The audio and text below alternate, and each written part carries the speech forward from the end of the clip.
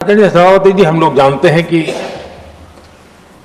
जीवन में या सार्वजनिक जीवन में जब भी कोई महत्वपूर्ण निर्णय करना होता है तो परिवार के लोग बैठ करके मन बना लेते हैं कि ऐसा करना है, लेकिन फिर भी कहते हैं अरे ऐसा करो, उनसे जरा पूछ लीजिए, एक सेकंड ओपिनियन ले लीजिए किसी वरिष्ठ से। और घर में वरिष्ठ नहीं कहेंगे, मोहल्ले में देखो भाई वो काफी अनुभवी है, जरा उनसे पूछ लो एक बार उनका मन क्या करता है। अगर कोई बीमार है तो भी कहते हैं यार ऐसा करो भाई, एक और डॉक्टर से जरा ओपिनियन ले लो। सेकंड ओपिनियन का बहुत महत्व होता है।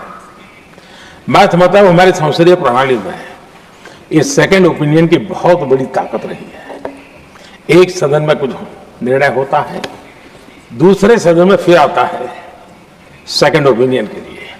अगर इस सदन में होता है तो उस सदन में जाता है सेकंड ओपिनियन के लिए। और ये सेकंड ओपिनियन उस सारी बहस को, उस सारे निर्णय प्रक्रिया को एक बहुत बड़ा नया आयाम दे देती है। और वो मैं समझता हूं कि हमारी निर्णय प्रक्रिया को समृद्ध करती है। तो इसलिए सदन में जो माननीय सांसद बैठते हैं उनके लिए एक खुलापन रहता है कि भाई चलो इस सदन में नहीं तो उस सदन में एक अच्छा ओपिनियन नया आएगा, उस सदन में नहीं तो इस सदन में एक नया ओपिनियन आएगा। तो ये सेकंड ओपिनियन ये हमारे लोकतंत्र में एक बहुत बड़ा कंट्रीब्यूशन है, जो जिस विरासत को हमें संभालना हमारे जो माननीय सांसद विदाई ले रहे हैं उनका तो योगदान रहा ही है, और इसके लिए भी मैं उनका साधुवाद करता हूं। आदरणीय सभापति जी,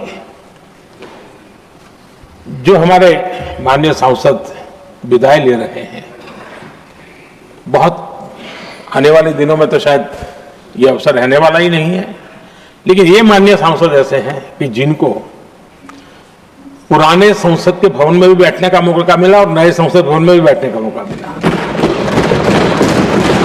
उनको दोनों इमारतों में उनको राष्ट्र के कल्याण के लिए अपना योगदान देने का अवसर मिला है, और उनके कार्यकाल में ही उनको इस नए सदन के निर्माण प्रक्रिया में और नए सदन की निर्णय प्रक्रिया में भी हिस्सा बनने का अवसर मिला है। वो एक विशेष उनके जीवन में याद रहेगी, नई स्मृति रहेगी।